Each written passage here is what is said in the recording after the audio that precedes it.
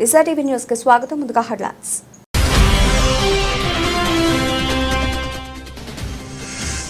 స్నాన లక్ష్మీపురం గ్రామంలో మహాశివరాత్రి పర్వదిన సందర్భంగా శ్రీ రామలింగేశ్వర స్వామి దేవాలయంలో జాతర ఉత్సవాలు నిర్వహించేందుకు ఘనంగా ఏర్పాట్లు.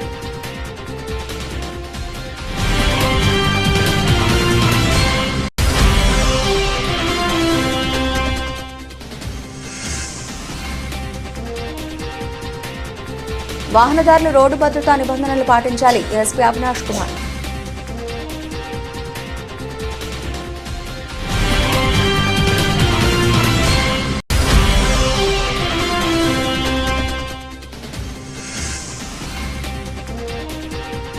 మహాశివరాత్రి పండుగ మహోత్సవానికి ఏర్పాట్లను పరిశీలిస్తున్న sub inspector of police బూర్కంపాడు.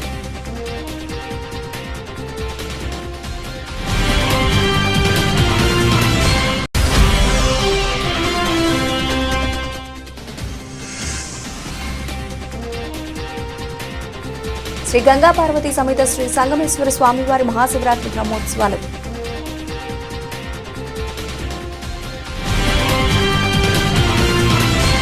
Yadadri Bhuvanagiri జిల్లా ఆలేరు మండలం శ్రీనివాసపురం గ్రామ పరిధిలో ఉన్న కంకర క్రషర్ ఈరోజు తెల్లవారుజామున ప్రమాదం జరిగింది. ఆలస్యంగా వెలుగులోకి వచ్చిన ఘటన క్రషర్ లోపలికి వెళుతున్న టిప్పర్ లారీ 50 మీటర్ల ఎత్తు నుండి పల్టీ కొట్టింది. ఈ ప్రమాదంలో డ్రైవర్తో పాటు 2 కూలీలు ఉన్నారు. బీహార్కు చెందిన 2 కూలీలు మృతి చెందారు. మరొకరి పరిస్థితి విషమంగా ఉండడంతో హైదరాబాద్ గాంధీ ఆసుపత్రికి తరలించారు. సంఘటనా స్థలానికి చేరుకుని ఆలేరు పోలీసులు దర్యాప్తు చేస్తున్నారు. భద్రాద్రి కొత్తగూడెం జిల్లా బూర్గంపాడు మండలం మోతై గ్రామం రేపు జరగబోయే మహాశివరాత్రి పండుగ మహోత్సవానికి ఏర్పాట్లను పరిశీలిస్తున్న sub inspector of police Burgampadu. Kakatiya కాలం నాటి ఎంతో ప్రసిద్ధి చెందిన గోదావరి నది మధ్యన మోతైగడ్డ మీద వెలసిన వీరభద్రస్వామి గుడికి ఎంతో విశిష్టత ఉంది. ఇక్కడ ప్రతి ఏటా మహాశివరాత్రికి శివుని కళ్యాణంతో పాటు జాతర నిర్వహిస్తారు. రేపు పెద్ద ఎత్తున భక్తులు వచ్చే అవకాశం ఉన్నందున దానికి సంబంధించిన ఏర్పాట్లను పరిశీలించి భక్తులకు కావాల్సిన సౌకర్యాలు త్వరగా ఏర్పాటు చేయాలని sub inspector of police Rajesh సూచించారు. దేవాలయ ప్రధాన అర్చకులు చినమూరు వీరబ్రహ్మేంద్ర స్వాములు మాట్లాడుతూ రేపు జరగబోయే పూజల గురించి కళ్యాణం గురించి వివరించడం జరిగింది. భద్రాద్రి కొత్తగూడెం జిల్లా బూర్గంపాడు మండలము ఈ మోతగడ్డ వీరభద్రస్వామి దేవాలయము, ఈ దీవిలో ఉన్న స్వామి భద్రకాళీ సమేత వీరభద్రస్వామి దేవాలయము. ఇది కాకతీయుల కాలం నుంచి కాలంలో నిర్మాణం జరిగిందని చెప్తూ ఉంటారు. దీనికి 600 సంవత్సరాల చరిత్ర కలిగిందని చెప్పేసి చెప్తూ ఉంటారు. ఇది తర్వాత ఈ యొక్క భక్తులు ఇక్కడ మన రాష్ట్రంలో నుంచి ఇతర రాష్ట్రంలో నుంచి కూడా ఎక్కువ సంఖ్యలో భక్తులు వచ్చి మహావైభవ శివరాత్రి మాత్రం ఇదిగా జరుగుతుందండి. కొత్తగూడెం జిల్లా బూర్గంపాడు మండలము ఈ గోదావరి మధ్యలో ఉన్న ద్వీపకల్పం మోతగడ్డ వీరభద్రస్వామి ఆలయము. ఇది శివరాత్రికి మహావైభవంగా మన రాష్ట్రం నుంచే కాకుండా ఇతర రాష్ట్రాల నుంచి కూడా వచ్చి ఇక్కడ పెద్ద సంఖ్యలో శివరాత్రి జరుగుతుందండి. మరి వీరబ్రహ్మేంద్ర స్వాములు అండి ప్రధాన అర్చకుడిని.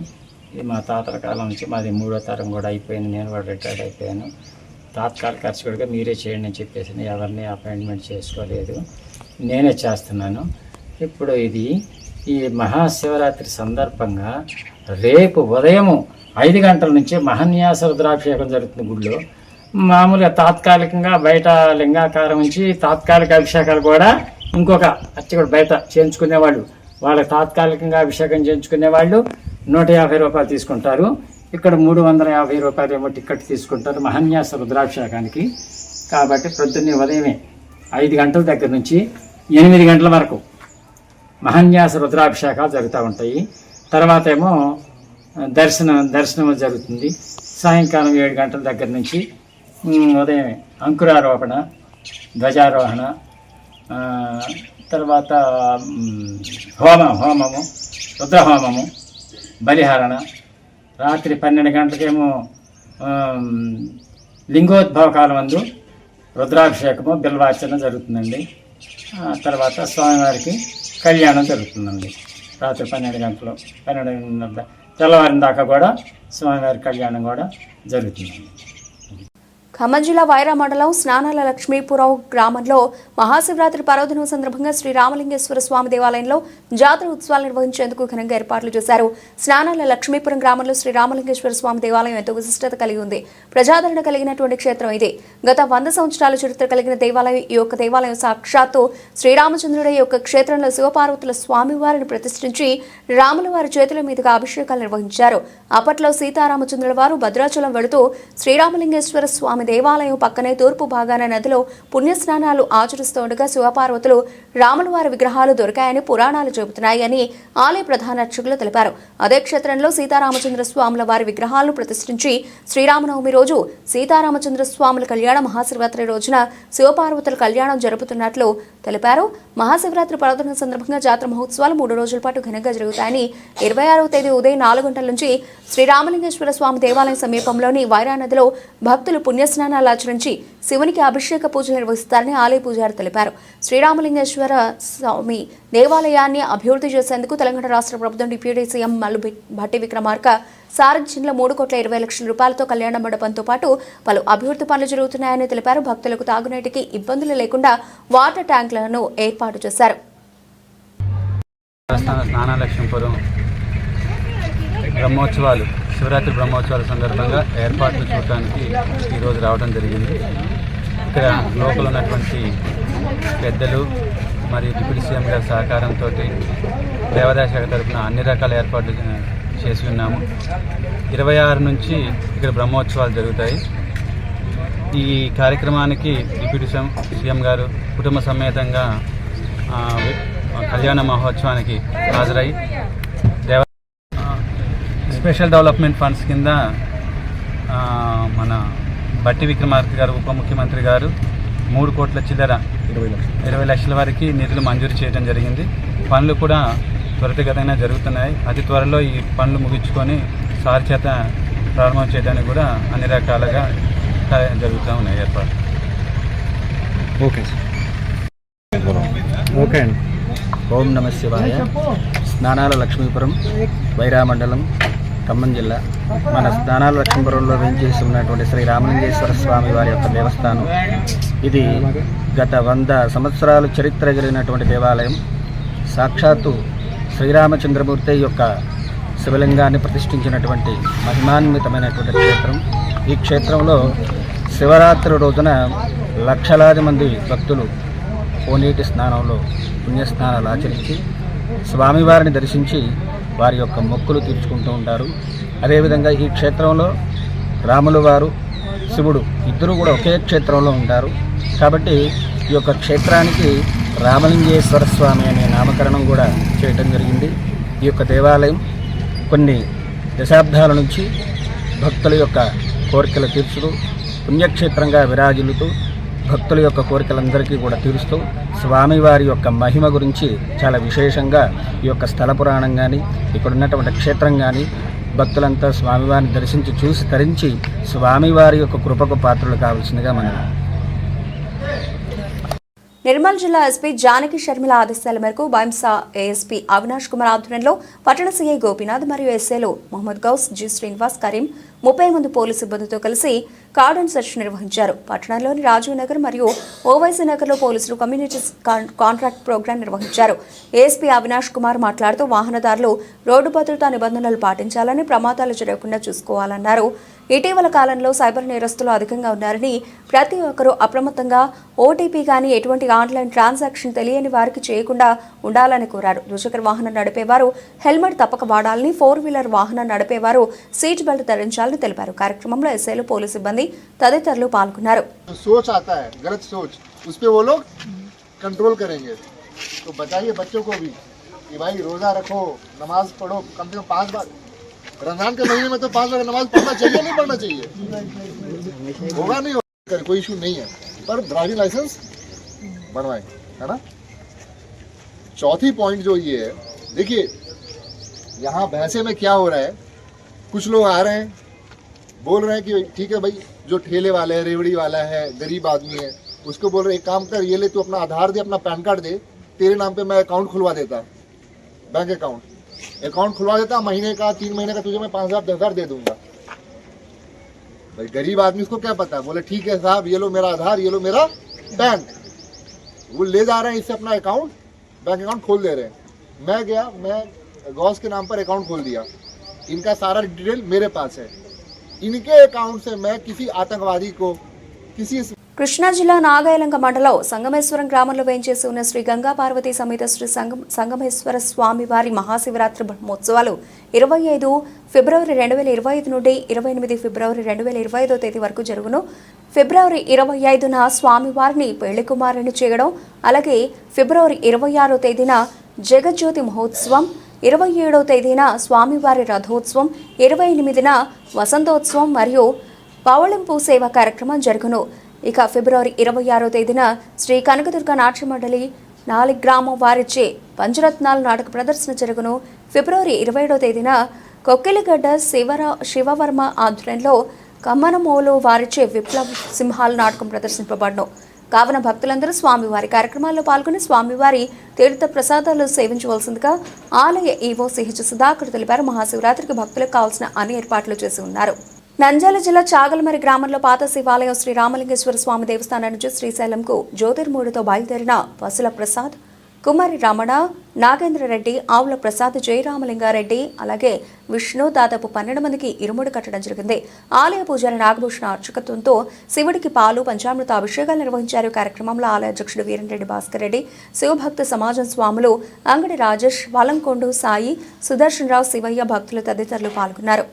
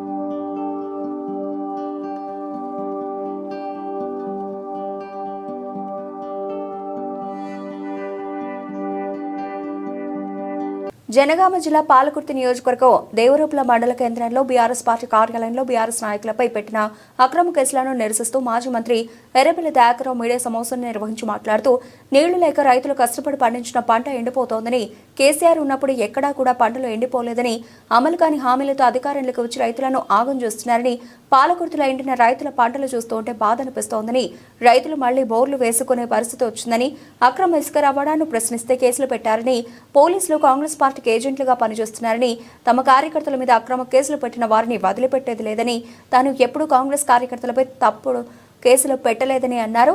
దేవరూపల మండల బీఆర్ఎస్ అధ్యక్షులు తీగల దయాకర్ను దేవరూపల మండల పోలీసులు అరెస్టు చేయగా పోలీస్ స్టేషన్కు వెళ్లి సంఘీభావం తెలిపిన బీఆర్ఎస్ శ్రేణులు.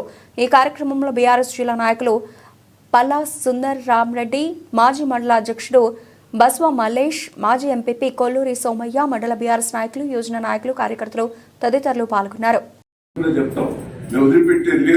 నేను ఆఫీసర్లకు కూడా రిక్వెస్ట్ చేస్తున్నా, మంచోళ్ళు ఉన్నారు ఆఫీసర్లు, చెడ్డోళ్ళు కూడా మీరు తల ఊపితే మా గవర్నమెంట్ వచ్చి ఖాయం. మా కార్యకర్తల మీద అక్రమ కేసులు పెట్టిన వాళ్ళను వదిలిపెట్టేదే లేదు. కాంగ్రెస్ పార్టీ కార్యకర్తలకు కూడా వార్నింగ్ ఇస్తున్నారు, తప్పుడు కేసులు ఎప్పుడు కూడా పెట్టాలి. మీరు తప్పుడు కేసులు పెడితే మీకు కూడా రేపు ఇబ్బంది పడతారు. మేము కూడా వదిలిపెట్టేది లేదని ఈ సందర్భంగా తెలియజేస్తున్నా. ఎంతవరకైనా ఉద్యమిస్తాం. ఇది రైతులకు సంబంధించిన విషయం, దేవరూపల ప్రజలకు, దేవరూపల మండల ప్రజలకు సంబంధించిన విషయం. దీన్ని అక్రమ కేసులు పెట్టి జైలు దోరుతున్నారు. దాని మీద మేము పోరాటం చేసిన సిద్ధంగా ఉన్నాం.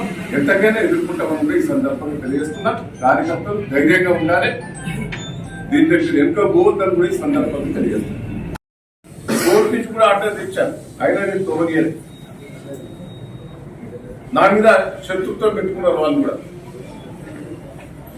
ఎన్నో కేసులు నా మీద పెట్టే ప్రయత్నం చేశారు, అన్ని కూడా ఆపించారు.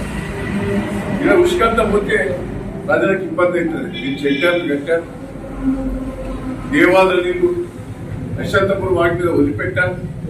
ఎన్నడూ కూడా బోర్ల బాయిల నీళ్ళ కానీ రైతులకు ఇబ్బంది కాకుండా కాపాడాను. ఈ రోజు ఇక్కడ జిల్లాలో 2 మంత్రులు ఉన్నారు, ఎమ్మెల్యేలు ఉన్నారు. మరి ఏం చేస్తాను? రైతుల పక్క ఇబ్బంది పడతాను. కానీ ఇలా దయాకర్ కానీ రవి కానీ వాళ్ళు ఏం కోరుతారు? మా ఉష్కంత పోతే మరి మళ్ళీ నీళ్ళకి ఇబ్బంది అవుతుంది. బాయిలలో బోర్లు నీళ్లు ఉన్నాయి, ఏముంటే ట్రాక్టర్తో తోలా కానీ బయట నుంచి ట్రాక్టర్ వచ్చి వాటి తోడడం పద్ధతి కాదని బాధంతా కాగితం, పర్మిషన్ ఇచ్చిన కాగితం ఎంఆర్ఓ దగ్గర పోయి, ఎస్ఐ గారి దగ్గర పోయి చూపెట్టారు. ఈ పర్మిషన్ తప్పుదని, ఎప్పుడో ఇచ్చిన పర్మిషన్ పట్టుకుని పోతాడు అంటే ఎంఆర్ఓ గారికి కాంగ్రెస్ వాళ్ళు ఫోన్ చేసి ఆ డేట్ మారుస్తారు. వాళ్ళ ముందంటే డేట్ మారుస్తారు. ఏం పద్ధతి అంటే పోయి ట్రాక్టర్ తీసుకెళ్ళిపోయి గ్రామ పంచాయతీ ముందర పెడితే ఆయన మీద తప్పుడు కేసులు పెట్టారు. దయాకర్ మీద, రవి మీద. ఎంత అన్యాయం అని చెప్పండి. దీన్ని మేము ఎంతవరకైనా వదిలిపెట్టేది లేదు. దీని వెనుక సిఐ గారు కాంగ్రెస్ పార్టీకి ఏజెంట్ గా పనిచేస్తారు. కాంగ్రెస్ పార్టీ ఏజెంట్ గా సిఐ గారు పనిచేస్తాడు. అధికారుల మీద తీవ్రంగా ఒత్తిడి తీసుకొచ్చి ఇవాళ మా మండల పార్టీ అధ్యక్షుడిని, దేవరూపల ట్రాక్టర్ యూనియన్ అధ్యక్షుడిని ఇద్దరిని అరెస్ట్ చేయడం జరిగింది. తగిన శాస్తి చేస్తారు.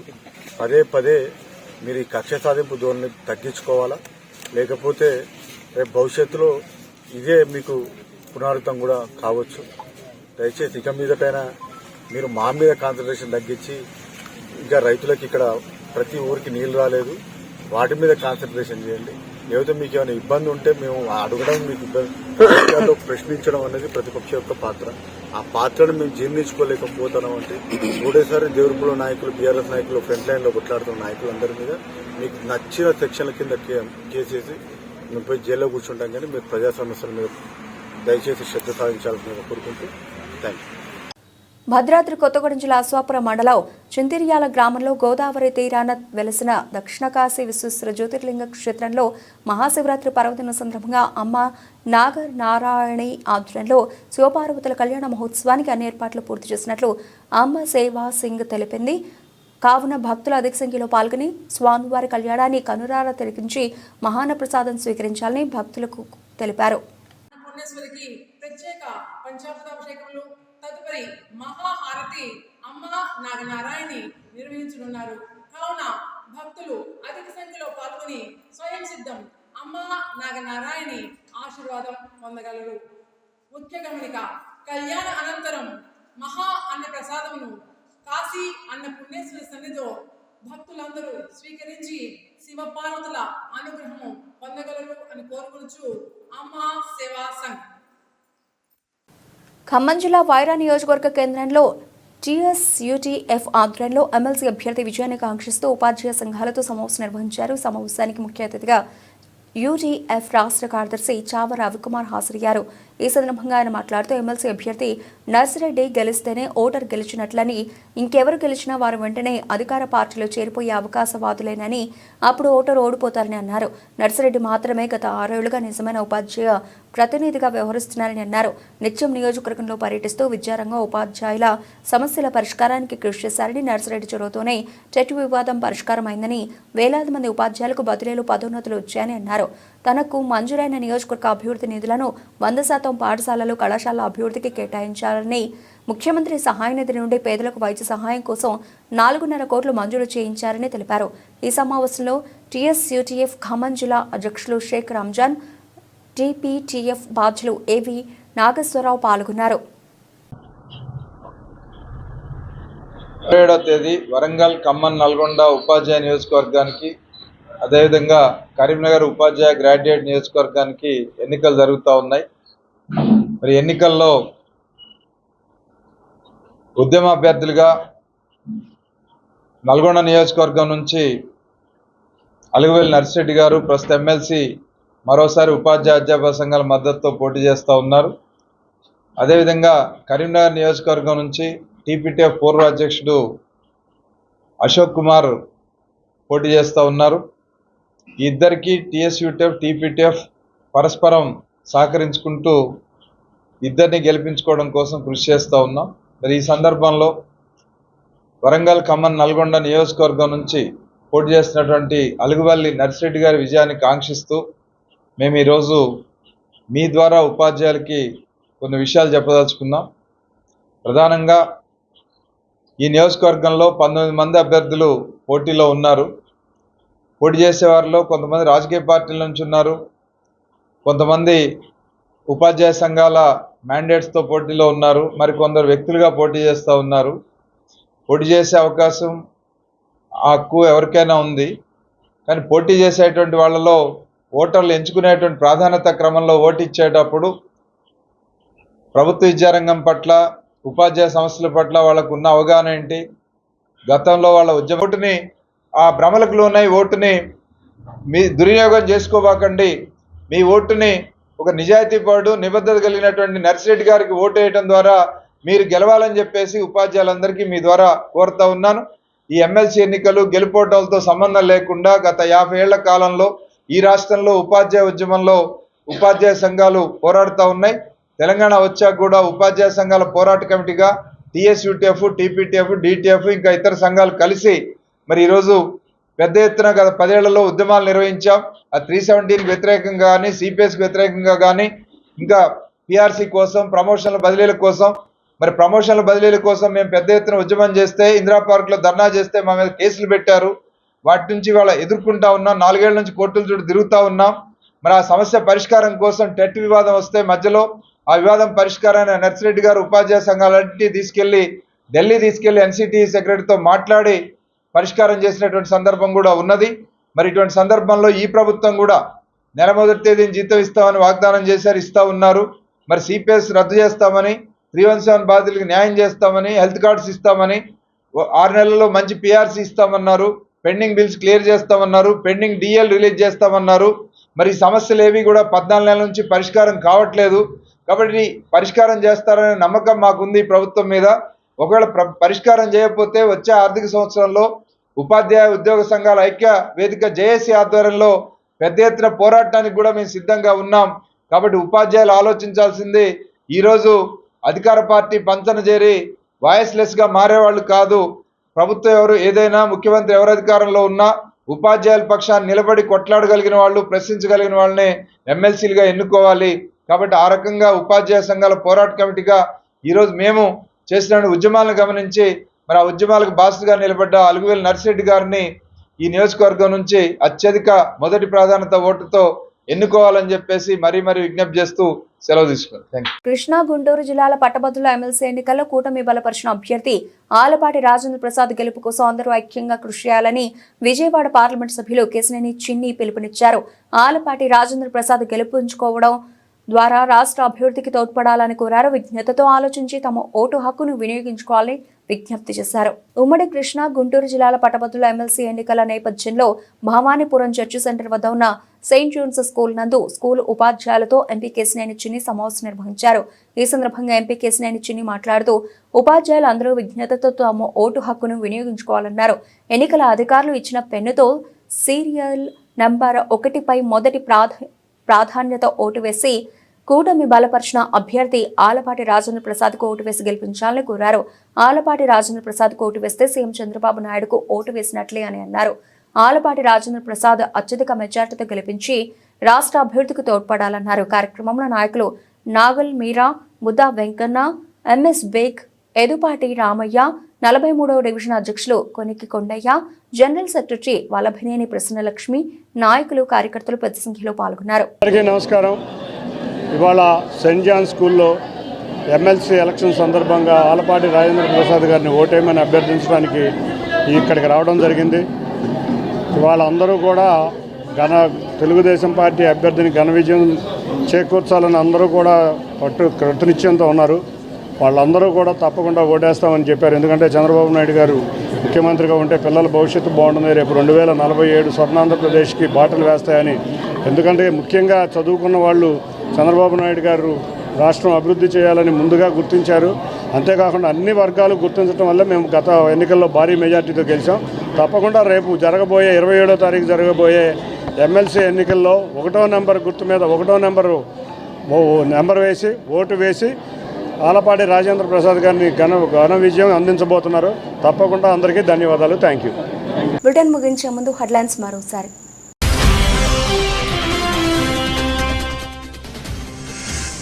స్నాన లక్ష్మీపురం గ్రామంలో మహాశివరాత్రి పర్వదిన సందర్భంగా శ్రీ రామలింగేశ్వర స్వామి దేవాలయంలో జాతర ఉత్సవాలు నిర్వహించేందుకు ఘనంగా ఏర్పాట్లు.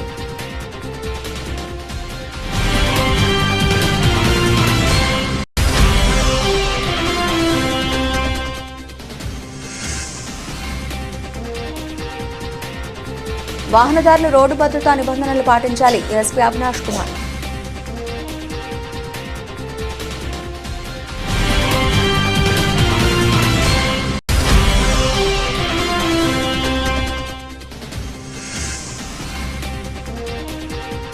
మహాశివరాత్రి పండుగ మహోత్సవానికి ఏర్పాట్లను పరిశీలిస్తున్న సబ్ ఇన్స్పెక్టర్ ఆఫ్ పోలీస్ బూర్కంపాడు.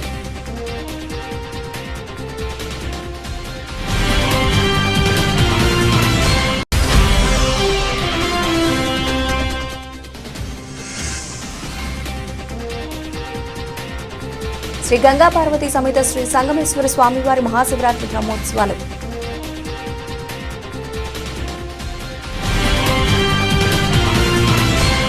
ఇవి ఇప్పటివరకు నవల్సిన అప్డేట్స్. మరిన్ని అప్డేట్స్తో మళ్ళీ కలుద్దాం. అంతవరకు సెలవు. నమస్తే.